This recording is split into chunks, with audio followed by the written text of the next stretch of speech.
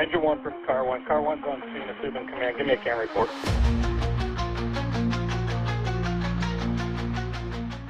What's going on, everybody? This is Mike Goldstein, Stickers of the C.A.N report. Nozzle top, everybody. I have Maine in the house. We have Sean Connell from Wells, Maine, and we've been working together actually for a while now. We met at the New England Fools. He invited me last year to come check out his department, and they were getting some nozzle demos going on there, so I wanted to stop by and check out what they got going on, and we became quick friends. And now we work together for the C.A.N team as well. So Sean is very passionate, very dedicated to the fire service. He's got a good history in it. And I wanted people to know who you are, what you do, and get that same passion that you give every day. So Sean, thank you so much for being on the C.A.N report. Yeah, man. Thank you. I appreciate it. I was waiting for this phone call. Yeah, I was excited. Well, I think it was due time, man. You've been fantastic to work with and talk with. I love your energy. Before we dive into it, make sure you guys are checking out my sponsor, Engine House Designs. The dude is killing it with his company. He makes these fantastic hats. I have these for sale. If anybody's looking for the C.A.N report hats, I have winter hats and these hats as well. You can visit his site. Also, please visit Notorious Fire Company. I have my swag through him. But he's the OG of the fire swag companies. He came up with these awesome fire stickers, and he's got the Notorious BIG stickers and shirts and everything else that goes along with it. So check out Notorious Fire. Lenny Brown, he's all over the place. He's such a humble and awesome guy. So check out those companies, please. And I really appreciate you guys supporting firefighter business. And also, please click like, subscribe. Let me know that you like this. Let me know that that I'm doing well or I'm not doing well. I can always take some criticism as well. And if there's something you want to see, hear, or if there's a guest you want on, or if you got a good message, let me know. We'll see what we can do about getting you on the program. With that being said, Sean Connell, my man, thanks for being on the program, my friend. Yeah, thanks for having me, man. It's going to be a good one. Yeah, bud. So I'm going to get into your bio here. It's a long one, so everybody sit tight. Sean Connell, 6 years, full-time firefighter, 14 years in public safety, fourth-generation firefighter with his family history in Billerica, Massachusetts at the Billerica Fire Department. He is a husband and father of 3 kids, with his oldest son just getting a bit of the fire service in Kennebunk, Maine. And that's it. Yeah, it was kind of a short one. And that's okay, man. It doesn't have to be long-winded because this is all about you anyways. So we're going to be getting to know you and why you love the fire service and everything about it. So Sean, so you're a 4th-generation firefighter. Yep. What is that like? So anytime anybody asks me, when they come visit the station or talk, like you and I are doing, one of the things they always ask when I bring up 4th-generation firefighter, it's like, I grew up in a firehouse. Visiting my father, checking out the trucks, you name it. I mean, some of my memories that I have would be like if the thunderstorm was coming through town and my dad was on shift, he'd give me a call, and when I had my license, and he'd be like, "Hey, you want to come down and hang out?" So sure. So I'd shoot right down. It was only a couple minutes from the house, and I would sit in the bay with him in the old school plastic rolly chairs that you only saw in the 80s. And we'd sit on the front bay and with the doors open, just waiting for a fire alarm. One of the cooler memories was we did end up having a fire alarm come in from a lightning strike, and so I hopped in the engine. My father was the senior guy on shift, so he was the engineer and engine operator. So I'm riding in the back with the backstep guy. Lieutenant's in front of me, and he turns around, he goes like, "Kid, grab me that map, grab me the map book of the one of these little 3-ring binders for whatever business we were going to." So I open it up, and he's telling me where to look for the fire alarm panel, what's the access. So here I am, like a 16-year-old kid flipping through this binder, helping out the full-time guys. I mean, that was pretty much how I grew up, was always in the fire service and in the house. So it was cool. That's awesome. And so you also have such a great history with the Billerica Fire Department. Mm-hmm. I didn't even know when we went to Billerica to do a C.A.N demo.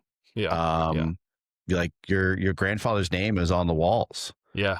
Yeah. right? So Yeah, it's pretty cool. My great grandfather, obviously I didn't know him. He was a line of duty death in Billerica, in 1967, I believe. There's actually a church in the center of town that, it's like a focal point of the town. It had a fire in it in December of 67, and he was a line of duty death for, smoke inhalation. Um, and that's where we have documented, proof of my family lineage within the fire service. There's potential that it goes even further back, but we don't have anything that's documented that shows that. And then my grandfather after him, was 30 years in Billerica. Engine 2 is how I always remembered it. So my biggest regret with him was he was a listener, not a talker. So I don't have any stories from my grandfather's fire service career. Everything I know from his career was, through the grapevine from other family members or from the department itself. So tell me do you know any more about your great grandfather's line of duty death? Like you said, smoke inhalation in yeah, 1967. Like what was he doing? so if I remember correctly, there's actually a newspaper clipping. I can shoot it over to you. I believe it's a weird fire. It was in late December. It was after Christmas. And I believe it was actually a lightning strike that they believe hit the steeple, caused the church to catch on fire. And he was working interior and, just was overcome with smoke. Yeah, he was transported. I mean, this is in the early stages of, ambulances and things of that nature. So I don't think he received great treatment. It was what was, of 67, what was available. And yeah, he ended up just succumbing to the smoke inhalation. Wow. And what was his last name? Connell. Yep. Connell as well. Okay. Yep. Yeah, it was Harry Connell Sr., my grandfather's junior. And then from there, my father has a different name. So, So, and then so you have this awesome legacy for Mhm. Billerica Yep. and the area. What brought you up to Maine? So yeah, so when I graduated high school in 2006. Massachusetts and Billerica is a civil service state. So when I was graduating high school, I wanted to take the civil service exam, and my father was actually kind of telling me not to even waste my time because a lot of the guys who signed up after 9/11 for military service were just getting out, and they got preference in that testing. So I didn't take the exam. I ended up having my oldest son. He's now 18. I mean, we had him when we were young, my wife and I. So it turned into just having him, grow up real quick and start supporting a family. So the fire service kind of idea kind of took a back burner. And then fast forward to, I think it was about 2016, I believe it was when it was, I took the exam, passed, but was put on a general list, and you're just not going to get hired off of that general list. It's too deep. About the same time, my father was being pushed into retirement due to occupational cancer and other health issues. Mm. And in Massachusetts, there's something called 402A and 402B. If your direct family member is forced into retirement due to disability or is a line of duty death, and you take the civil service exam with that 402A or B, you get thrown to the top of the list. So about 2017, my father was just going through that process. But at this point, we were already committed to moving to Maine. And I can go into that whole story of why we moved to Maine. But Yeah, absolutely. yeah, he called me. I think it was a few months before we were closing on a house, and he's like, "Hey, take the exam. I got the 402B for you. I have all the paperwork you need to fill out." And I'm like, "Dad, I'm moving to Maine." He's like, oh, what the hell, you know? So, I could have had the golden ticket, you know, like Willy Wonka. I could have pretty much gone to, I think at the time it was, you pick your top 12 departments that you get onto their hiring list. And with my family history, I always joked, I said all I needed to do was just get into an interview with the chief and I would have had my spot in Billerica. Yeah. But yeah, it just ended up not working out that way, but it's still working out fine up here in Maine. You know, I love it up here, so that's fine. So what was the move to Maine for? So my grandparents had a lake house in Limerick, Maine. I spent pretty much every summer as a kid out on the lake at their house, whether it was just a weekend or for a couple weeks at a time. So I grew up in Maine. Once my wife and I were dating and became a couple and had a family and things like that, we would vacation up here in Wells. Wells is kind of a quieter, family oriented, you know, town. It's a busy tourist town, but it's not the late night antics of like Old Orchard or Hampton Beach. You know, it's quieter. So we would bring our kids up and, you know, spend a week at the beach. And I think it was 2017. My wife and I came up for our anniversary, and we were joking one night at dinner, like, oh, I wonder what the housing prices is. And we started looking at it, and what started off as a joke, quickly by the time we got home was, hey, if we sold our house in Mass, we could, you know, move and make the move up to Wells and live by the beach. So that started it all. What started off as a joke looking at, you know, Redfin and Zillow is turned into where we are now, what we call home.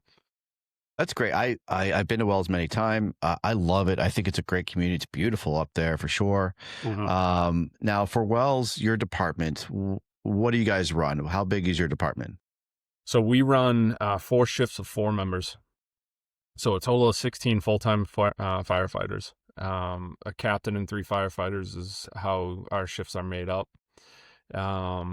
Each shift runs a little bit different, but for the most part, it's 2 on the engine and 2 on the ladder truck.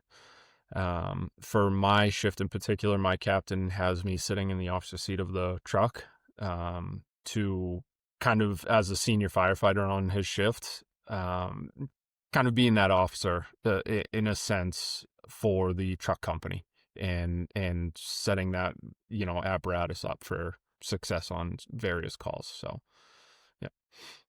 So you have the one station? One station, yep.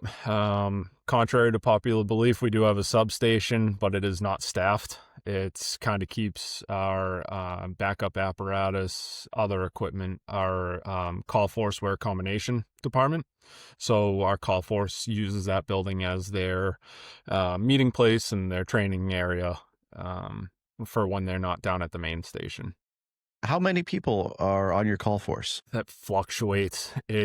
I want to say we're sitting around 8 members, I think. And it's not everybody is fully certified as a firefighter. Some are going through, you know, driver training and pump training. Some are fire 1 and 2 certified, but not able to drive or pump. So it's kind of a mixed bag. Just like everywhere else in the United States, you know, the volunteer service is such a roller coaster ride on what is available and the number of people, you know, it's constantly fluctuating. So how is the culture within that? Because I know for some departments it can be difficult when you have a combination, and you know sometimes there's that competition of career over the call guys. How is it with you guys? So I started as a call member for Wells. That's how I got my foot in the door. And when I first started, it was very there was a line in the sand. It was not a very good culture. As I was starting in the service, it was slowly shifting to being more inclusive with the full-timers, but there was still a delineation there. Once I became a full-time member, there was a big shift in how we were going to build the call force and the structure of their officers. So it kind of changed, and they no longer have officers. You know, they used to have captains and lieutenants. They no longer do. They're just firefighters.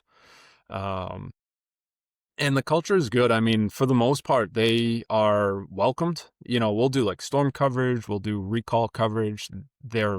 I always encourage them, show up. You know, that's the only way you're going to get experience, usually as a call member, because your availability is tough, right?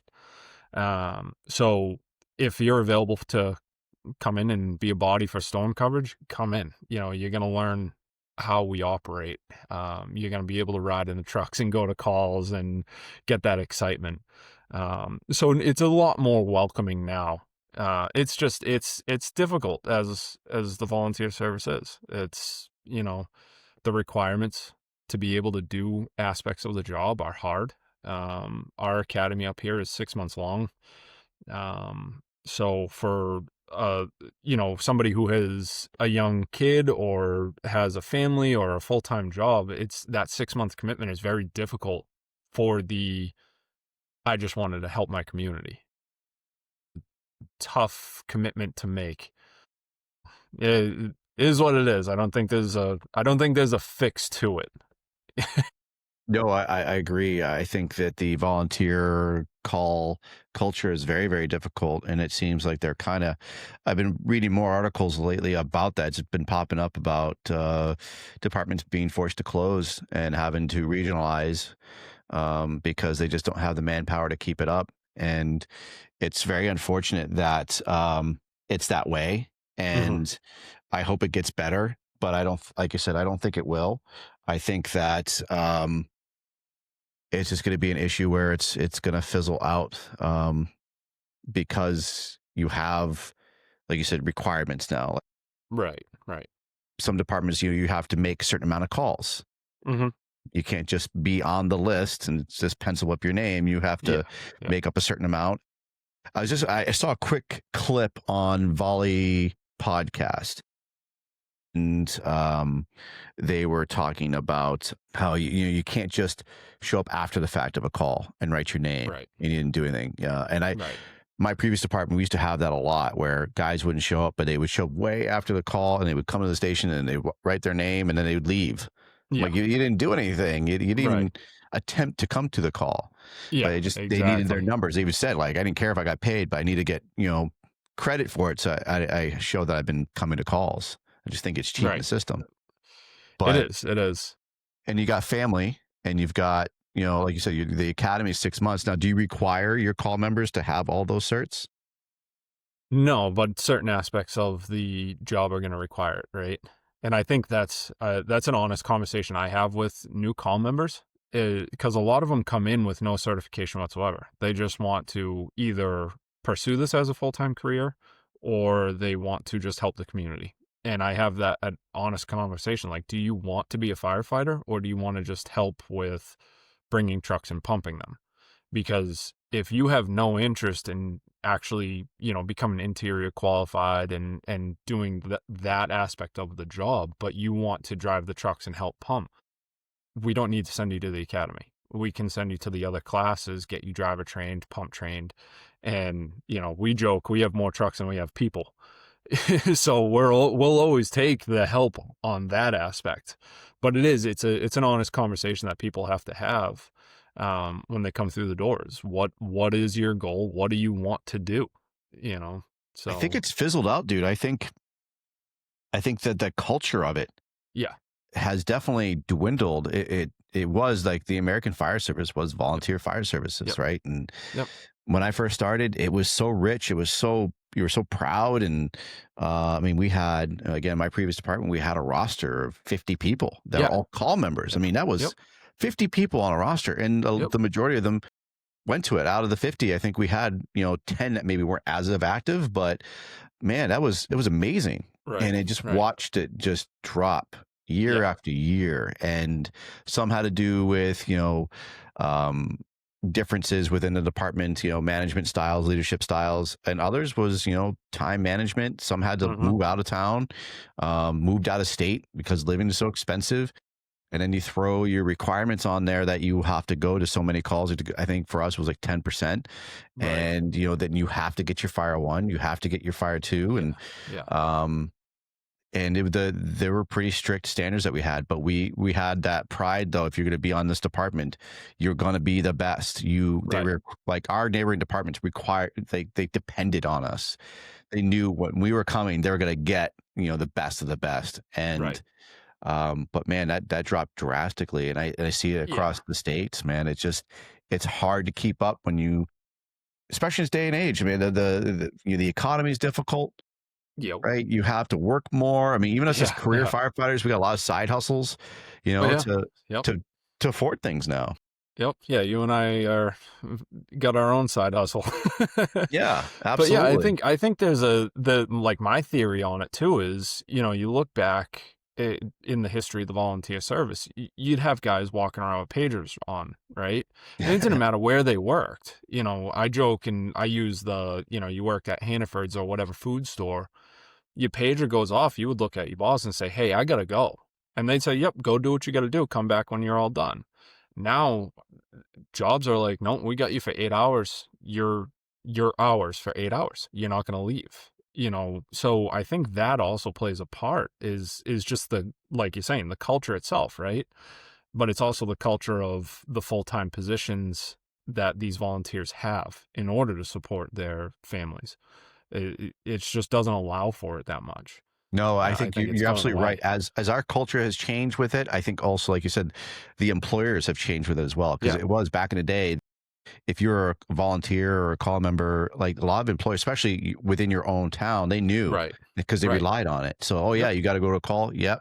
And they wouldn't even comp you, like go, I won't Yeah, take there would time be no off. questions asked. There's just, hey, Exactly. go do what you got to do, and come back when you're done. Exactly. And I think now that's changed because the newer culture within employers, they don't know about it as much Right. anymore. And it's Right. now, as towns have continuously are growing and expanding, you're getting more of these corporations coming in. Right. So they Right. don't know and they don't care Right. about the volunteer side of things, because if their building burns down, they're just going to get a new one Yep. because it's a corporation, that Yep. they're meant to do that.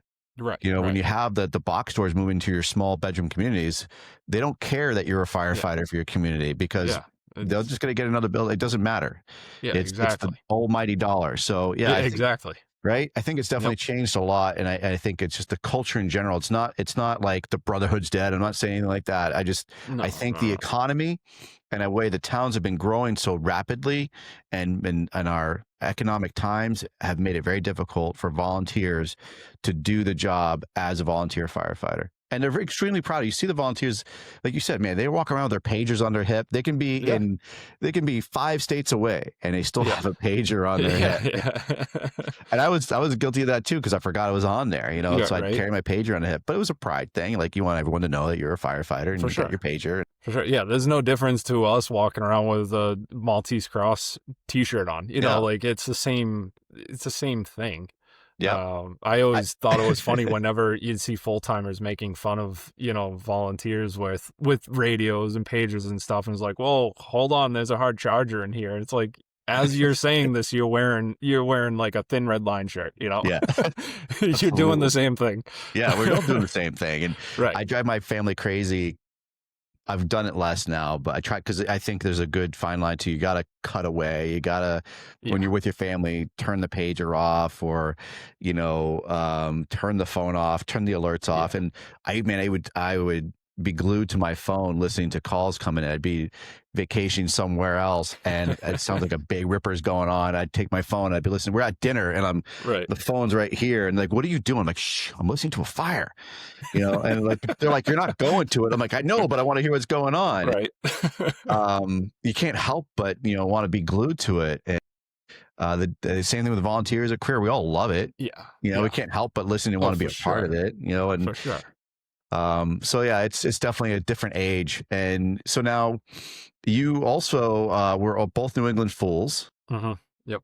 and we're very proud of that. And you were talking a couple of weeks ago that you got invited to go to the Northeastern Fire Summit that's going to be happening in March. Yep. So you have a project you've been working on, and what is that project?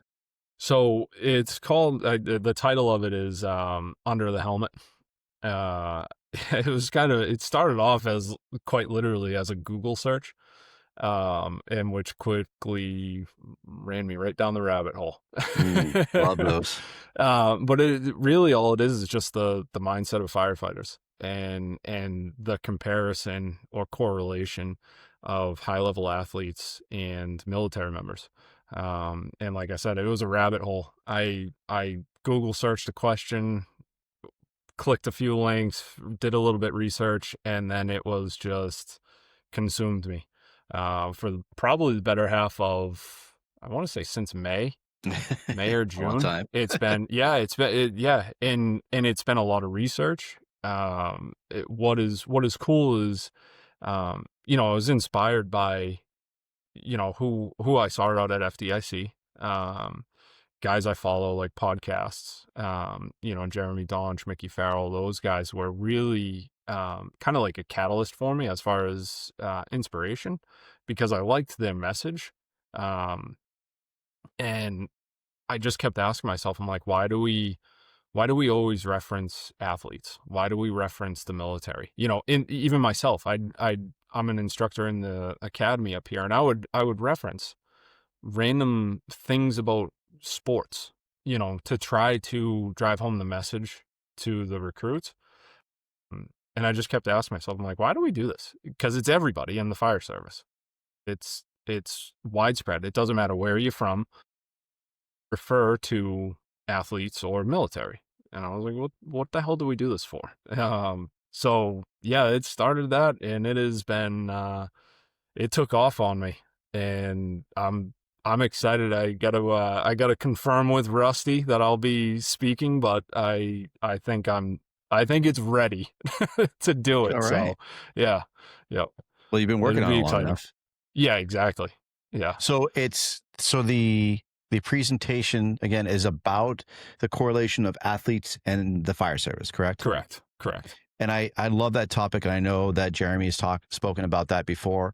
I recently just spoke about that with a gentleman I had on, Chad Chris.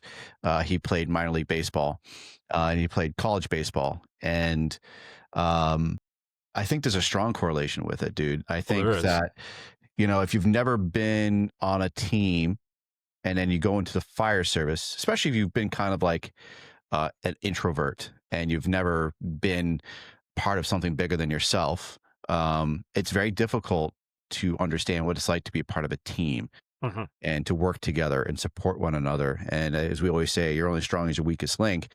I firmly believe it. I think there's a big correlation with it. I think that if you've played sports in high school and college and you come to the fire service, I think you're one step ahead of the game. I think you know what it's like to be fit. I think that's a big part of it. And know how to eat properly, know how to work out, and how to drive yourself harder. So when you hit that wall, you got to push harder, because you can't quit on the football field. You can't just stop because you're tired. You got to keep pushing. And it's the same thing we talk about in the fire service. We got to keep pushing. And we get that wall. You're inside a fire. You're inside that structure fire. You can't just say, "Oh, I'm tired," just give up. Stop. Right. So and then of course supporting one another.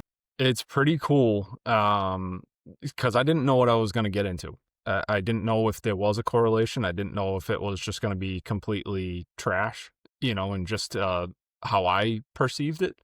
But I was lucky enough to reach out and talk to a bunch of people of a variety of experience. So what I did is I came up with a questionnaire, and I sent it to everybody. And I'm sorry, I did not fill that out. No, it's fine. I'm so sorry. But you saw the questions at the very least. You saw what the context of it was. And I sent it to a variety of people, whether they were firefighters, military, or I was specifically looking for high level athletes and military members. And what I found was fascinating. Like it should be of no surprise, but it's still fascinating. I call it the core four. It's visualization, routine, stress, and discipline across the board, regardless of your background. If you're just a firefighter or you were a high level athlete or military member, those 4 things are like, you know, everything you do is that. Those 4 things, no matter what. And it's pretty cool. It was very cool. I was fortunate to talk to some pretty well known guys. You know, Dave Hageman from Denver. Um, there was I talked to Mickey. I've talked to Jeremy. And then on the athlete side, I've talked to Will Crow, who's a closing pitcher for the Pirates. He's going through Tommy John rehab, and was emailing me post surgery. I think like a couple hours after surgery. So there was a ton of typos, but Awesome. but his message was still there, and you know it's cool. It's a very interesting bit of research. I mean, I think it's interesting. I think what it does though is it answers the question of why we refer to them so much in the fire service, and also why the really good firefighters or the great firefighters are who they are, because they share the same things, those qualities. I think I'm excited to share it, because it's kind of a project of love, but it's been a lot of work. It's been fun to talk to these guys. So yeah, we'll see, more to come in a couple months. Yeah, I'm excited to unfortunately I'm not going to be in town to hear it and see it, but I'm anxious to hear the feedback and to talk to you about how it was and how it was received. I'm sure you're going to knock it out of the park for sure. Yeah, hopefully. Because you're again, I think anything that you do, I've noticed you jump right in and you're very passionate and dedicated about it. When we took you on as part of the hen team, Yep. Same thing. You jumped with both feet and you're all in, and working with you, I can tell how educated you are and how you do your homework on everything that you do. So it's cool to see you do this project all on your own and see it succeed. It sounds like, again, you dove deep into it. Yeah. I mean, you've got a lot of people that you interviewed, so I think that's fantastic. And Yeah. I'm definitely anxious to see what it is and see how it goes. So Yeah, keep me updated on that. My end goal is to actually, and I'll probably be using you, but is to actually pitch this as an FDIC class, for hopefully not for 26, but for 27. Nice. That is something that, that was my long-term goal as I was building this. My short term was to kind of keep it as, the Fools conferences, the Laconia, New Hampshire conferences, like things like that, local. Mm-hmm. And then slowly expand, kind of use those as my stepping stones, my platforms to see how it goes, and kind of work out all the kinks in a presentation. Absolutely. But then again, I'm fully prepared to actually submit this as a potential class. So I'm excited. That's awesome. For it.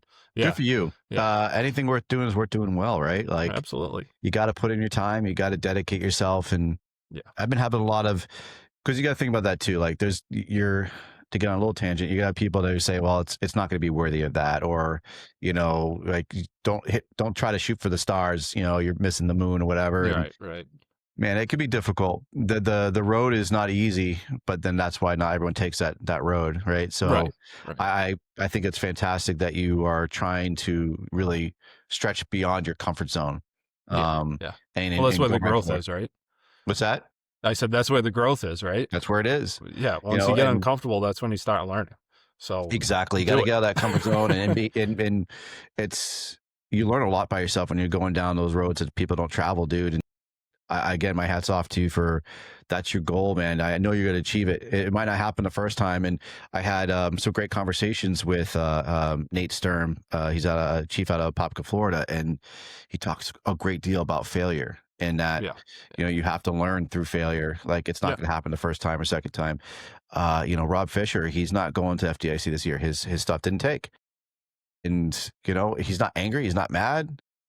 You have to keep going again and keep going again. Keep plugging, right. Right. And if your message is true, and it's for to help others. I think that's the best part of it. Yeah. There's a lot of stuff out there, Yeah. and a lot of stuff out there. Just some people just want to make money, Right. or just Right. want to, like I talked about before, you want to be insta famous. Yeah. But if you are you trying to be organic and you really want something to be beneficial, then man, it's going to happen. People are going to see the real you. I think Right. that's the best thing. Right. I think that's where the long road I was taking is. You want people to see the real you. Your message is going to be legit, and that's what people are going to see. Yeah. And You just need to be authentic. Authentic, bro. Absolutely. That's all it is. I mean, that you talk about failure. I mean, I grew up playing baseball, and that's, again, here's that correlation, right? Baseball is a game of failures. Yeah. We grew up in New England.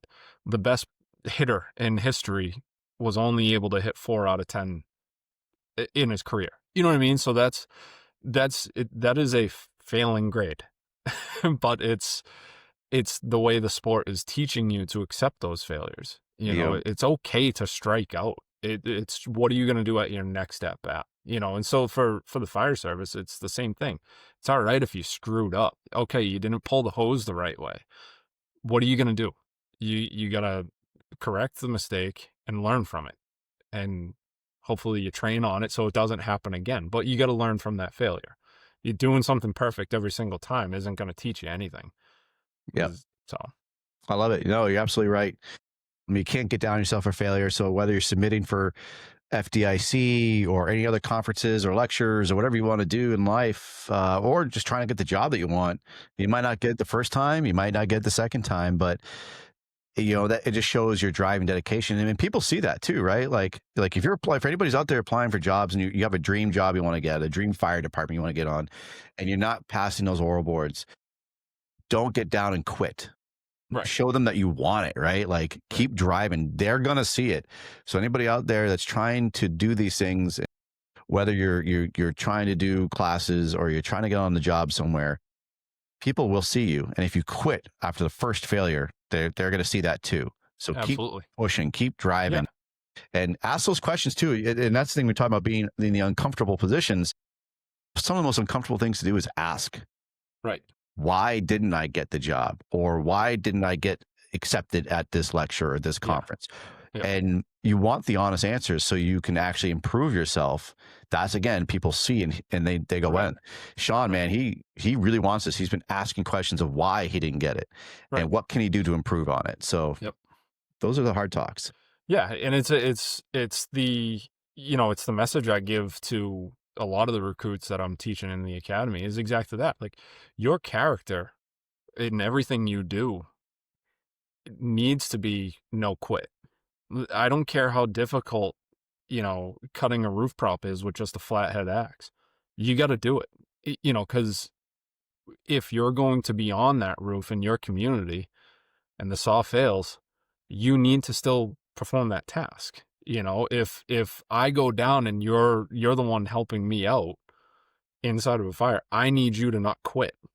And it's one of those things where, to your point of asking why you didn't get the job, or continuing being, persevering through the difficult questions or the PATs or whatever it is, that is everything is a interview on your character, and you got to do it because that's what our job is. Absolutely. You can't quit. As Michael Scott says, you miss 100% of the shots you don't take. Right. Yeah, exactly. So just talking, we kind of touched on a little bit. You talk about the hen nozzles, and you work as a part of the hen army out of Maine. And I met you through the New England Fools. I saw how passionate you were. I saw how much you love engine work, and I wanted to get you on the team. So you hit the ground running on it, and you did such a great job. What is it about the hen nozzles that you liked so much that you want to be a part of the team? So it's kind of funny. When I first got into the fire service, everything I was taught was combination nozzles and automatics. And there was a couple of guys in my department who were staunch advocates of smooth bores. and I didn't believe them. I didn't trust what they had to say. I didn't want to listen to what they had to say. Whatever. It was ignorance is really what it was. Um, so as I got more experience, learned more, got more into the job, right? I think there's I think the first 5 years you're trying to survive in your career as a new guy. Mm. And then once you hit that 5 year mark, you kind of, at least for me, and I've seen it for other guys, is you really either continue to just skate by and treat this as just a job, or you dive in and are passionate and really want to learn everything about it that you can. And I chose that. So I dove in, started reading all kinds of things, attending conferences, talking to people, you name it. I saw the head nozzles. You know this story. I saw the head nozzles. I saw the videos. I go, here's another nozzle. It looks like a gimmick. It's not doing anything different. A neighboring community actually had the 265 blade tip on a Super 2. We went to a fire in that community. They thought they put it out. My crew was put into the house. It was a single-story ranch. We followed the line. They had the line just sitting there going from the front door all the way to the other end of the house. We get into the master bedroom at the other end, and we were just told, hey, pull the ceiling, see if there's any extension. So me and two of the guys that I was in the room with started doing that. I'm standing on the master bedroom and I'm pulling ceilings, and I can see the whole attic ridgepole is going from front to back, still rocking.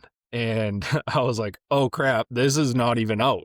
But we'd not, the main living area had no smoke. We thought it was out. So the kid to my right grabs the line on the ground and he starts opening it up, but he didn't have a good enough angle for the stream to get up through the hole that we pulled in the ceiling. So I told him, I said, hey, give it to me. I can get the nozzle into the attic space. So I did. So he hands it to me and I open it up, and it's in the straight stream pattern. I had no idea it was even a hen nozzle.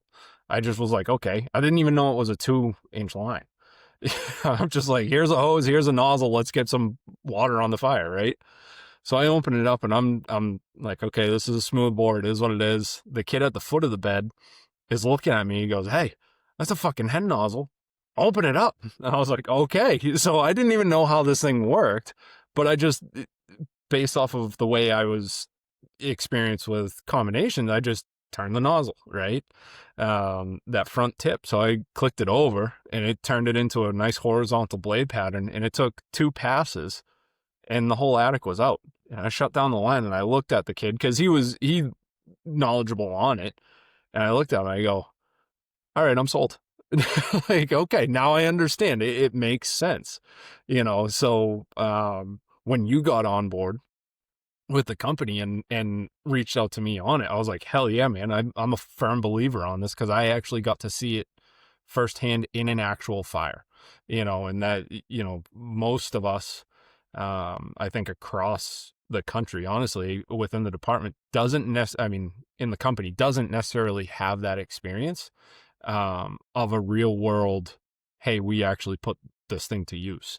So once I had that experience, I was like, yep, now I get it, and then again, you dive into the science of it. You start diving into the facts and how it is created and why, and it's just like, it's a fun side gig to be able to kind of open some guys' eyes. And it's always funny. I mean, you and I went down to Billerica. I mean, that is a 30+ years of using combination nozzles. The captain we set up the training with, he told us, 28 years I've been doing this wrong. And it's like, yeah, man, like that's how I felt when I first experienced it as well. It's like, holy shit, this is easy. It makes our lives easier and safer, right? And it's such a cool experience. Such a cool I experience. love that you love that, dude, and I love the story of that too, because you're right. There's not a whole lot of people yet who have got to use that nozzle on an actual structure fire, and especially like with your story, you got a 2.5 going, and you're Yeah. using that. And the Yeah, key by that I took myself, from no that, backup. right, and so that I took from that was, dude, like you're operating on a 2.5 inside a structure fire by yourself, and you're not feeling taxed by it. Yeah. And again, for the people out there, and I've said it many times, is that we can shit all over technique, we can shit all over new products or new ways of doing things. If you've never done it, then you really can't say anything about it. So when you're getting these stories firsthand, like you actually put your hands on it, you even said like, I didn't know about it at first, and I put my hands on it, and holy crap, this is amazing. That's what they're really trying to do. Is just, they're not trying to shove it down people's throats, but like it's been so much talk about it ever since it came out, about it being a gimmick or it doesn't work or you under pump it, and there's none of that. But you have to put your hands on products. I don't care what it is, the hen, hasty strap, new gloves, new helmets, you name whatever. it. You gotta invest your time to actually do it before you can crap over something. Do your homework and just either read the material or put your hands on something, so therefore you can say, nope, I still don't like it. Cool, at least you tried it.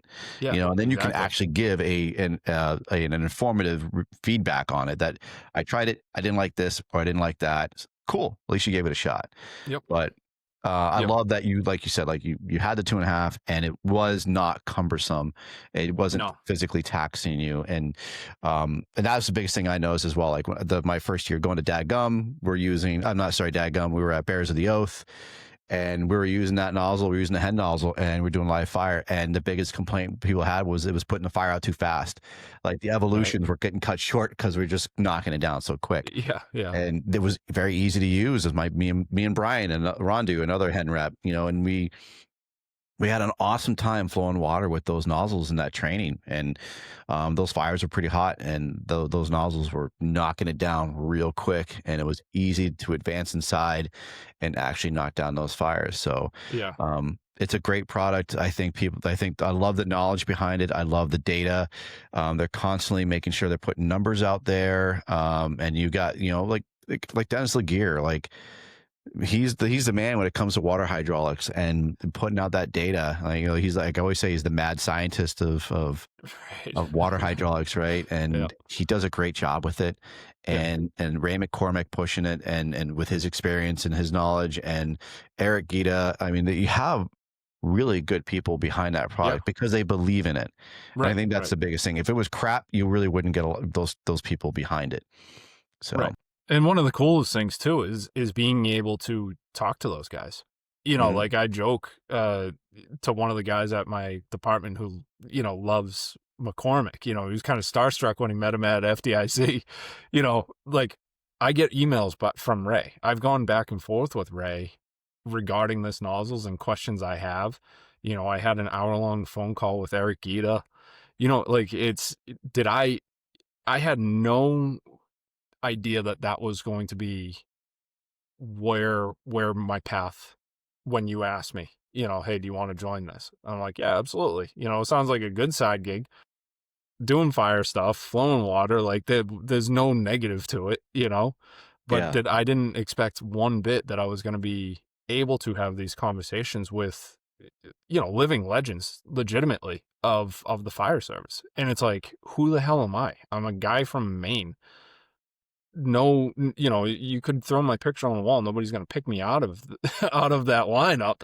And here I am talking to these guys on this level of just two firefighters chatting. And it's awesome. It's such a cool experience.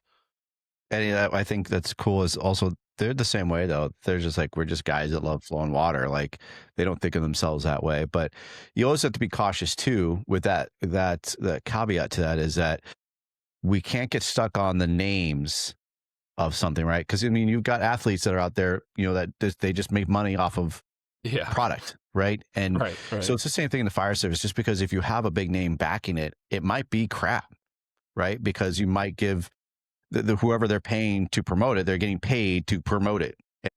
Right. I think we get caught up in those type of things as well when we have And because lately there's a lot of product that gets pushed out now in the fire Yeah. service. It's become, there's a lot of things that become pretty commercialized. We spend our money on a lot of stuff.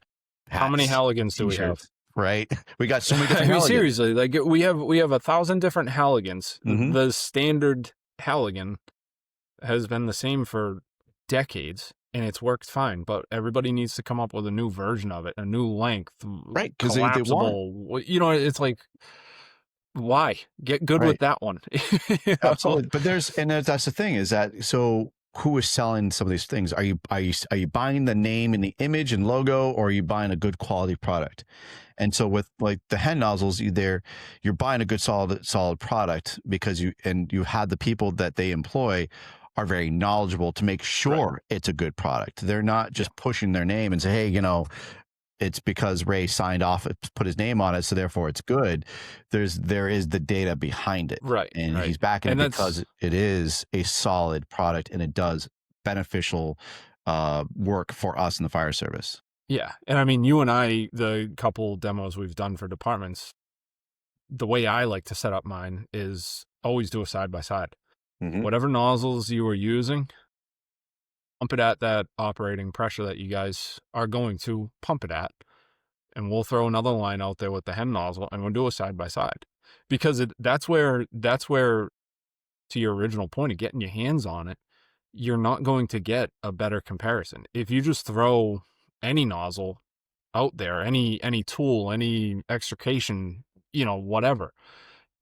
You're going to think, oh, this is great, or oh, it's the same. You know, it's one of the two, right? When you do a side by side and you have, you know, I like seeing the new guys and the senior guys. They're the perfect extremes, right? You have a kid who maybe doesn't really have good, you know, mechanics or any idea of how this stuff works, and you watch him struggle on a line or be great, and then you throw him on the line with the hen, and it's like, oh, it's a light bulb, you know? And then it's the same thing with again, like the captain from Billerica. 28 years I've been doing this wrong. It's like, it's not that you've been doing it wrong. It's just that you didn't realize that there was something else. You know, there was equipment out there that could make your life easier. And I think with being that said too, is that you can still have the best nozzle or it's set up perfectly. If you still don't know how to use it, then it's still not going to work. Like, you can have less nozzle reaction and you can have less friction loss and everything is going to be lined up perfectly. It's still going to look like crap if you don't know how to have proper technique. And like you and I are very good about that. And a lot of people, whether they're selling hens or TFTs or whatever, they're you know, L-carts, it's all the same down the line. Right. That us as being people who are selling this product, we can't just put it in their hand and go, yeah, flow water and expect them to automatically love it. Because if they're not standing correctly, that nozzle reaction still going to push them down and they're going to say this is crap. So us as being professionals in that field, we also have to be knowledgeable in proper technique and make sure that they're actually, because there's a lot of communities out there that don't have the education or the knowledge or the skills.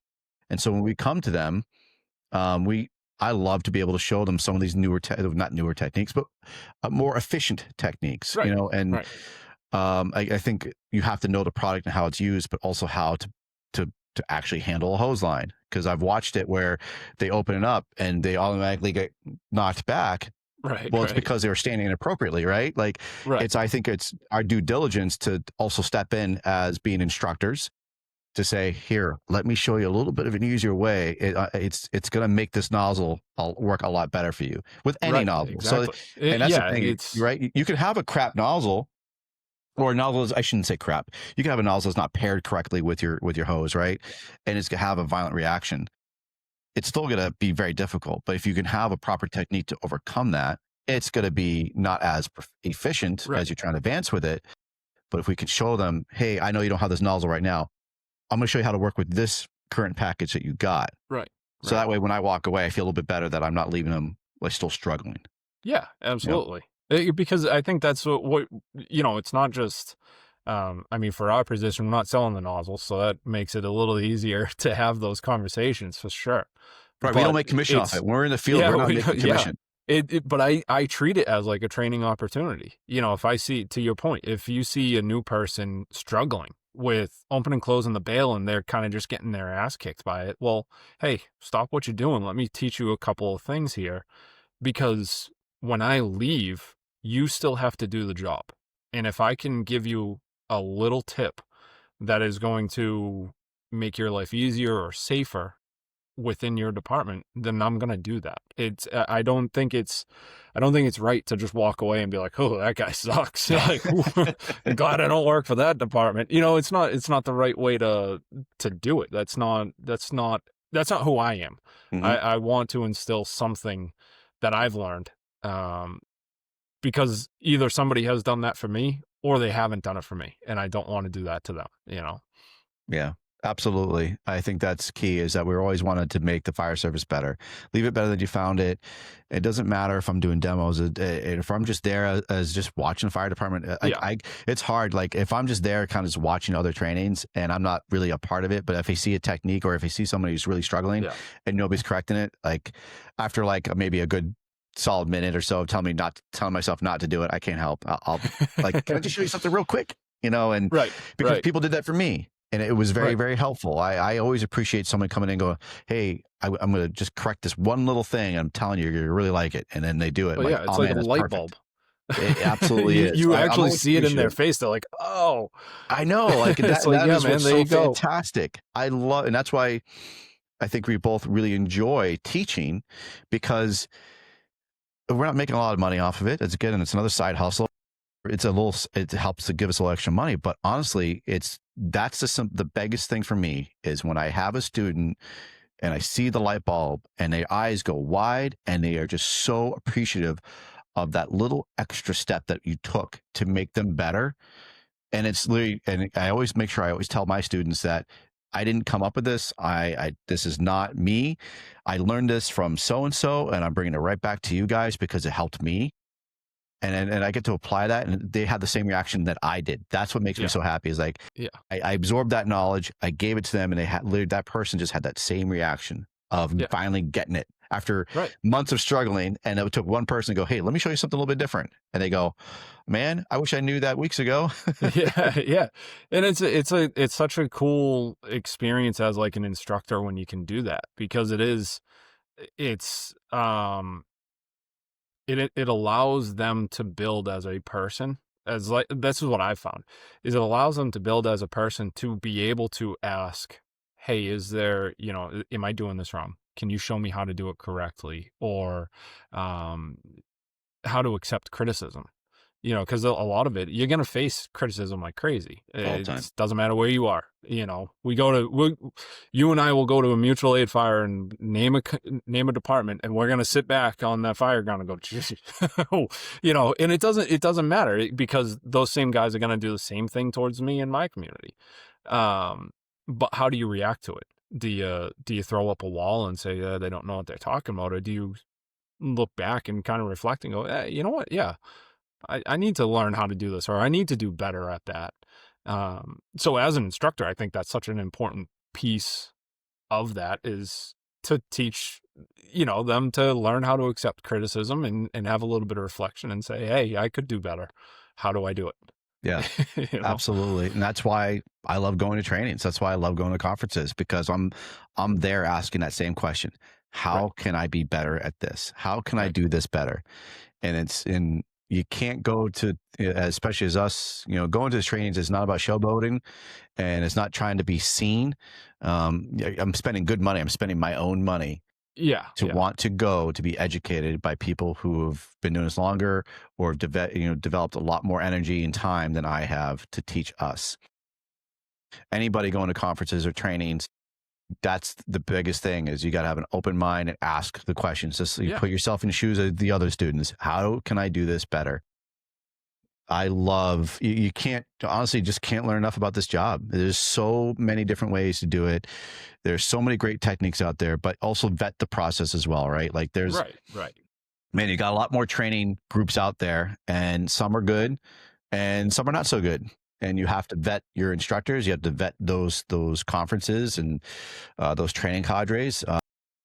look at their background, look at their resume, their pedigree, if you will, and make sure that that's something that you're going to get something out of it. Because Right. there's nothing worse than spending $300 to $400 and then maybe another $200 for your hotel and then another $400 for airfare, and you come away with being a disappointment of being like, holy crap, I can't believe I just spent $600 on shit. And does it even apply? Yeah. Like, does it, that I see a lot of people sign up for classes. And it's like, you're learning stuff that your own department isn't even doing. And some of it's okay. Like, that's fine. But some of it's like, dude, you don't even have that equipment. Your neighboring communities don't even have that, that equipment. Why are you learning about it? When you could go and learn about whatever, a ladder class or something, like, hey, my shift treats me as an officer on the truck company. I went to truck classes, like, I chose those classes over other classes because that's where my current role is. I need to be educated in that. And that's where, I mean, you have to have an honest talk to yourself on that. It's like, is this going to be beneficial towards me? Is it something I need to know now, or can I wait, or is it not worth it? And that's something people have to learn. I think you learn it as you get older and have more life experience. But for the younger kids, I think there's always that learning that they need to figure out on themselves, right? Absolutely. And you need to take classes that are going to challenge yourself as well, right? Like, I had my captain, Will Tonheimer, he kind of put it in perspective for me, because there was a training we were at, and I go, I don't know, I didn't get a lot out of it. It seemed pretty easy. It was stuff I've already done already. He's like, yeah, you've taken this almost same class like 5 times already. Right. Maybe take something different. Try something else that you're not familiar with. I'm like, man, it's so simple and so basic, but you're absolutely right. Why didn't I think of that? Because I'm always drawn to the things that I love to put my hands on. And so it wasn't challenging anymore because I've learned from that person 3 times already. So I got to get out of my comfort zone and take a class that's going to challenge me mentally and maybe physically, and take something I don't know. So it's really important when you're going to these trainings, look at the list of classes and pick something out that you've never done before, and then take that class, because then you're going to walk away with something new. But if you take the same old ladder, right? If you're good at ground ladders and you take a ground ladder class and you've already taken 6 ground ladder classes already, it's more likely it's not going to be that challenging or that new. It's going to be fun because it's easy, but it's not going to be challenging. So and that's you're not going to get anything out of it. Exactly. So you got to take those classes that are going to challenge you mentally and physically, because you're going to fail, and that's what you want to do. Absolutely. Right. And if you're on those drill yard and you're taking these classes and you're perfect 100% all the time, well, then what are you learning? Right. You got to be able to fall down and get back up. If you, man, it's humbling when you fall down and you think you're perfect all the time, and then you fall down, dude. You got to learn to love that feeling, though. Yeah. You do, like, truthfully, you have to learn to love that feeling. And it is one of those, like, learning how to not care about being judged. I think, like, the Fools do such a good job with their hands-on classes on that, because everybody that goes has that same mindset. So it's easy to surround yourself with those people, those like-minded people who want to be challenged, be openly failing in front of 20, 30 guys, and getting ridiculed for it. But but it's also it's in a loving way of, hey, we're gonna bust your balls, but we're also gonna show you how you don't have to fail anymore. We can build you up a little bit. Yeah, that's definitely but humble. Right. But it's such a cool feeling once you're actually comfortable with that. When you're comfortable with screwing up, specifically in training. It sucks in the real world. At an actual incident, that's where I kick myself in the ass the most. Yeah. But in training, you're like, well, I'll screw up and I'll laugh about it. Like, oh man, like that one. Yeah. Right. Yeah. I last year at Bears of the Oath, I was advancing into a window doing VIS, and I I don't know what the hell I was thinking. I think I was just so excited. I threw myself through that window, landed ass over tea kettle like scorpion. I was like all crunched up on my neck. And the instructor, Josh Peak, he's like, dude, are you okay? Because that was fucked up. And like my neck really hurt. I was like, oh man, I thought I'd broken my neck or something. I cut the bridge of my nose with my helmet, and it was not pretty at all. But I kept going, and we laughed about it afterwards, and I learned not what to do because I was stupid. But you know, that's part of it, man. It's an experience I'll always remember, of throwing my whole body through that window without ever bracing myself. But it was fun. But it was a good learning process, and I didn't beat myself up, and we all had fun with it, and we laughed, and that's building. And now your story will carry on for the next time. Yeah. So as we're winding down, my friend, you're going to be at the New England Fools, the Northeastern Fire Summit in Maine, presenting. You are doing the hen demos as well as a hen army rep. So if anyone wants to get a hold of you, how can they get a hold of you? Yeah, shoot me an email.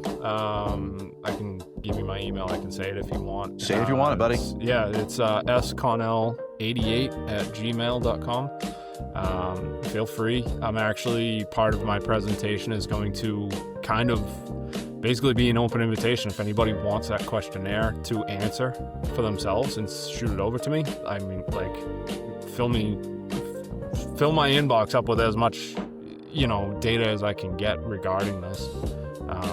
Or if you have any questions or want to go down the road of looking at hen nozzles, let me know. I'm absolutely willing to reach out and network. Beautiful. I love it, man. Great. Well, thank you so much, man, for being on the C.A.N Report. Sean Connell, he is your future FDIC presenter, maybe in 2027. Hopefully. Just keep hitting the ground, man. Like, you're doing great work. You keep up that great attitude, being passionate and always educated and giving back like you're doing, man. I see great things for you, dude. That's why I wanted to talk with you. Appreciate it. I'm happy you had me on finally. Appreciate it, dude. Yeah, it takes a while sometimes, but it's also difficult because some people, they don't like to be on podcasts. They don't like to talk about themselves. So, but you did fantastic, and I'm glad we got to do this. You're a solid dude. Before I leave, I always like to talk about Next Rung. So if anybody is struggling, if anybody needs help for mental health or trying to find a doctor or a counselor to help with things, please reach out to Next Rung. There's the barcode right there, and you got the number on the back. Next Rung. For those that are listening, the number is 833-698-7864. That's 833-NXTRUNG. You can text support to speak with a peer support organizer. Text info to learn more about their organization. So I always like to make sure that people are aware of that. There is help, or use your own resources within your neck of the woods if those are working for you. But if you don't know of anything, or if you don't know how to get that help, you can reach out to them. Or you can reach out to me, and I'll put you on those proper channels as well. So Sean Connell out of Wells, Maine. Thank you, brother, for being on the C.A.N Report. I certainly appreciate you. It was a great conversation, dude. Thanks, brother. Appreciate having me on. It was Absolutely. Awesome. And with that being said, y'all take care. Be well. Nozzle off.